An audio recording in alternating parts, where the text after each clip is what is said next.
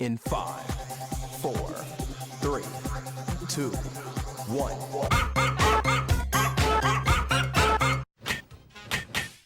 Fuck me, Jerry! Fuck me! Fuck me! Gay! Yes, we can.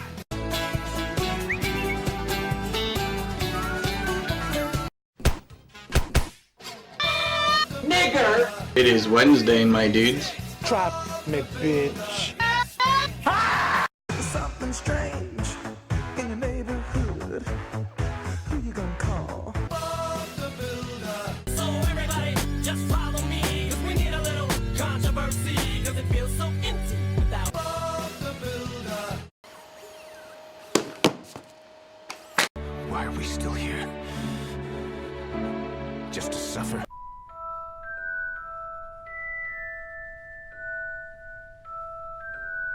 Hi, my name is what? My name is Kill yourself. Be you. Be proud of you because you can do what we want. Stop it. Get some help. Do you ever look at someone and wonder what is going on inside their head? Je prendrai le gros chèque parce que l'oseille est la plus bonne des schnecks. Oui.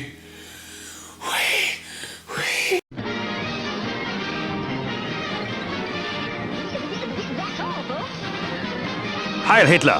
Hadam couscous. Petit pet, ça fait de la mousse. Donc il y aura trois parties, un peu de... Il y aura trois... comment dire? Style de mode de jeu. Ouais, voilà, il y aura trois modes de... ouais, exactement. Quasiment.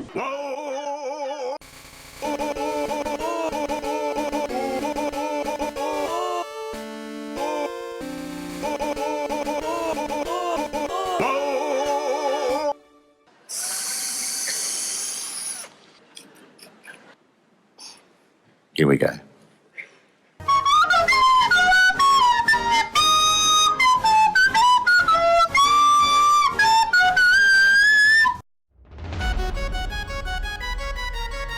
Alright, everyone hands up right now. Who's doing this? Bonjour, je suis Olivier de Carglass. L'actinidia, vous le connaissez, c'est lui qui produit de la merde. TG. Et le mâle aura beaucoup plus de suce que la femelle. Je remplis avec le mélange terre-terre. Si vous avez des variétés auto-fertiles, et là vous pourrez en planter 2 ou 4 ou 3 mètres au bout de 2 ou 3 ou 8 à 10 ans. Là vous allez me dire Internet! Internet!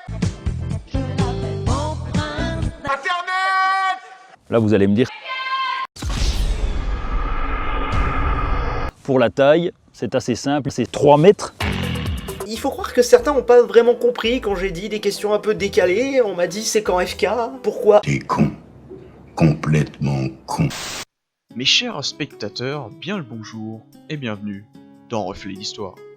Notre dynastie du jour sera celle des deux Hollande, famille qui essaiera de se sortir du lot par divers moyens plus ou moins conventionnels.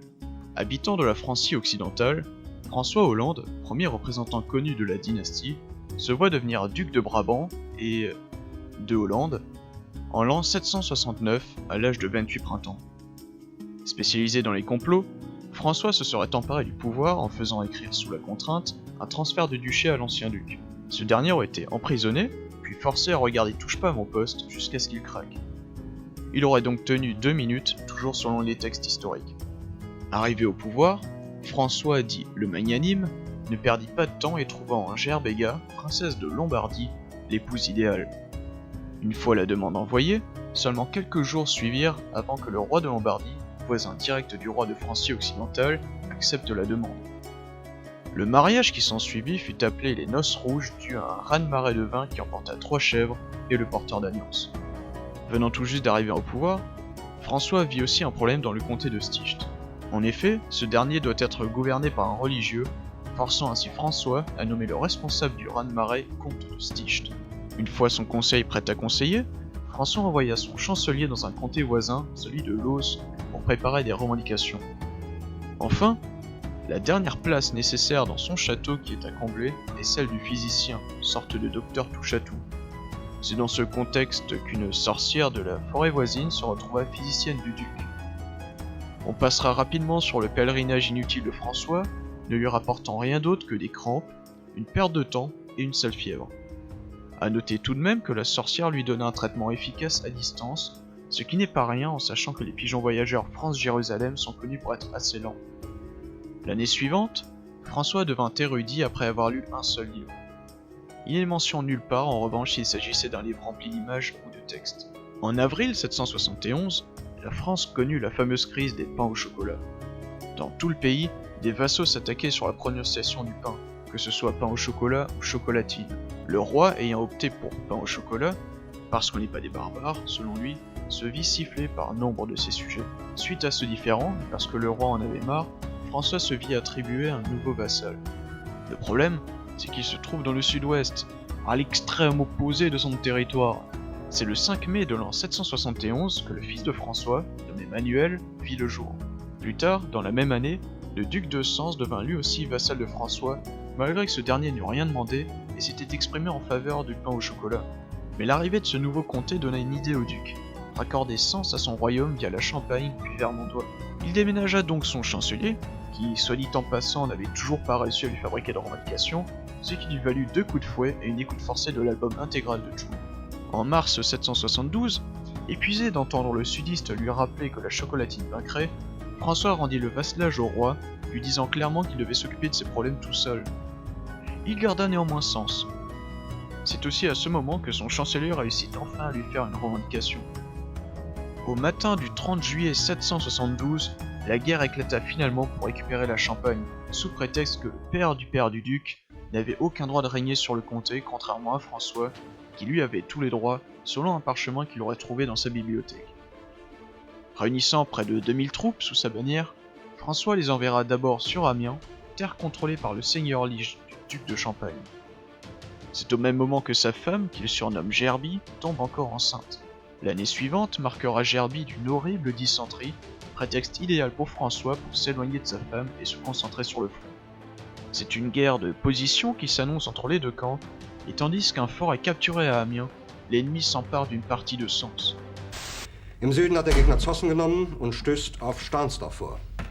Der Feind operiert jetzt am nördlichen Stadtrand zwischen Frohnau und Pankow, und im Osten ist der Feind bis zur Linie Lichtenberg, Marsdorf, Karlshorst gelangt. Mit dem Angriff Steiners wird das alles in Ordnung kommen.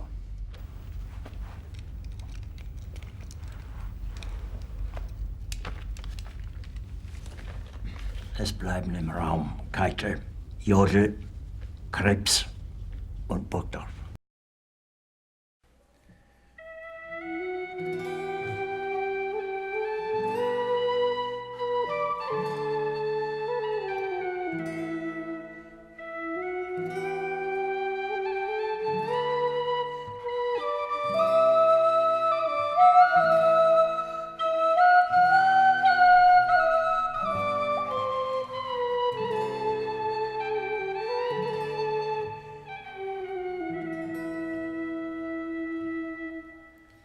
Steiner konnte nicht genügend Kräfte für einen Angriff massieren.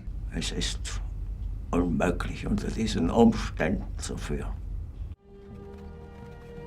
Sie haben nichts Unrechtes getan. Was Sie mit Ihren medizinischen Forschungen erreicht haben, dafür werden Ihnen kommende Generationen dankbar sein. Ich übernehme für alles die volle Verantwortung. Tiens, vous avez fini par vous réveiller? Krebs. Eine große Verantwortung liegt nun auf Ihren Schultern. Sie müssen die Luftwaffe vom Grunde auf umkrempeln. Es wurden viele Fehler gemacht, seien Sie unerbittlich. Mein Führer, ich kann nicht zulassen, dass die Soldaten, die für Sie verbringen... Nicht Feiglinge! Verreiter, Versager! Sie und Greim müssen so bald als möglich aufbrechen. Fliegen Sie zu Dönitz. Teilen Sie mit, er soll alles veranlassen, um Himmler seiner verdienten Strafe zuzuführen. Wir können den Gruppenführer Fegelein nirgendwo finden. Ich muss hier weg. Kann letztlich nur triumphieren, indem es das Schwache ausmerzt. Was für die Affen gilt, muss doch in erhöhtem Maße für den Menschen gelten. Mein Führer, Steiner konnte nicht genügend Kräfte für einen Angriff massieren. Der Angriff Steiner ist nicht erfolgt. Ihr Ansuchen, Berlin zu verlassen, ist ganz und gar unakzeptabel. Es wird ein böses Erwachen geben. Mit Ihrem eigenen Blut werden Sie bezahlen. Sie werden saufen in ihrem eigenen Blut! Wählen sich bereits als Sieger, aber sie werden sehen, Greim. Es wird ein böses Erwachen geben.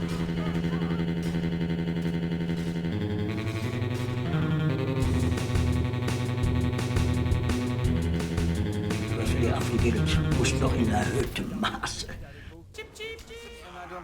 Und doch habe ich allein auf mich gestellt. Aber wenn Sie, meine Herren, glauben, dass ich deswegen Berlin verlasse, irren Sie sich gewaltig.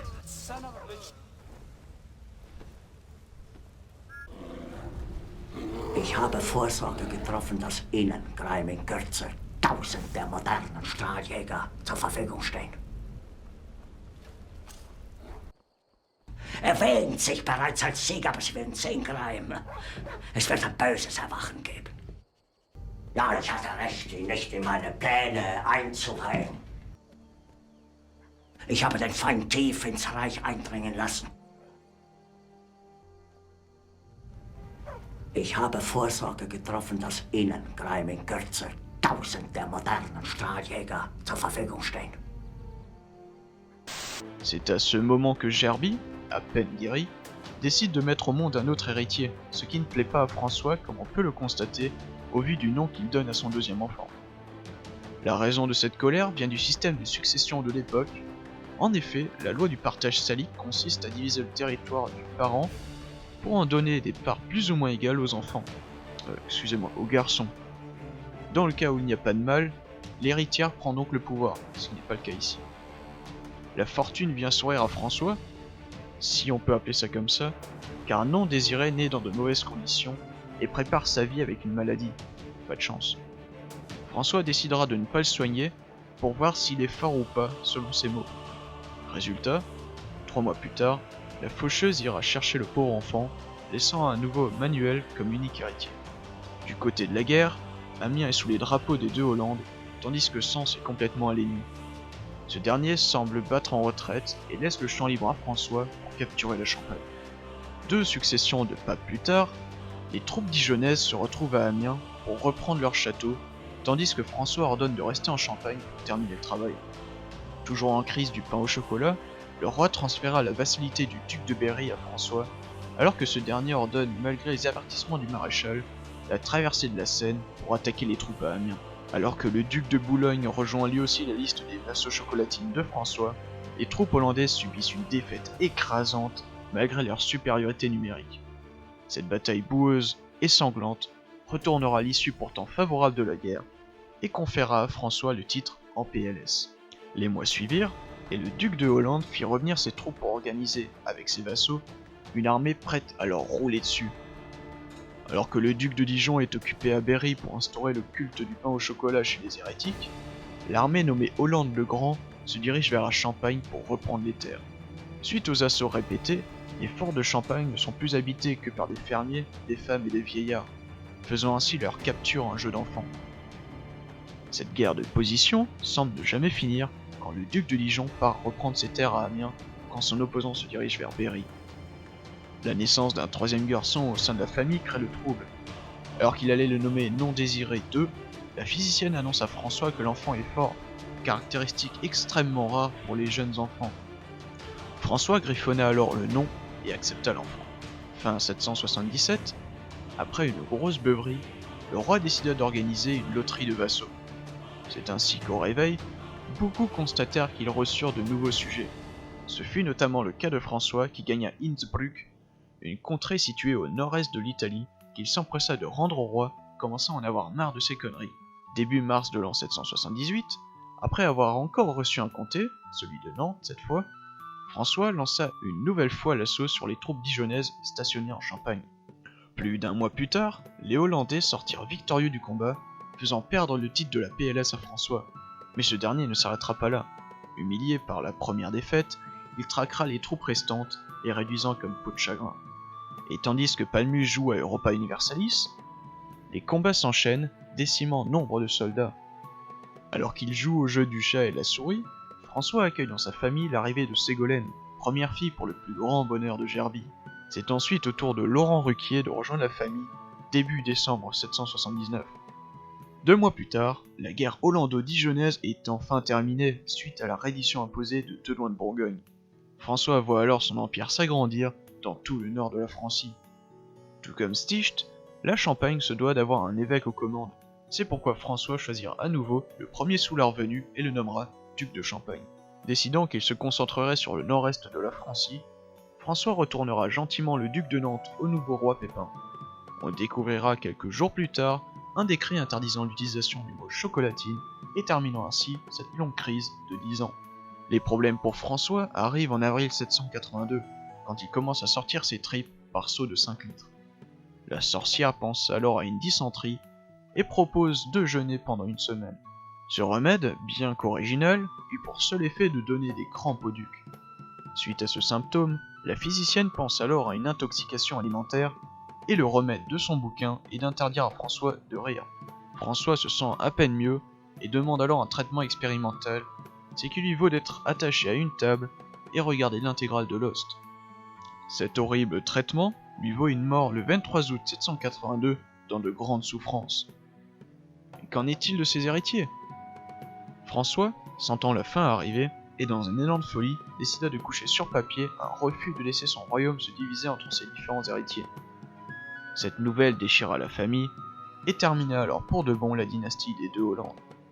On retiendra de François sa seule et unique bataille pour la Champagne, semée d'embûches mais avec une victoire au bout, ainsi que ses nombreux enfants, et ses choix questionnables sur leur nom et leur traitement face aux maladies. Merci à tous d'avoir suivi cet épisode de Reflet d'Histoire, portez-vous bien, et à bientôt.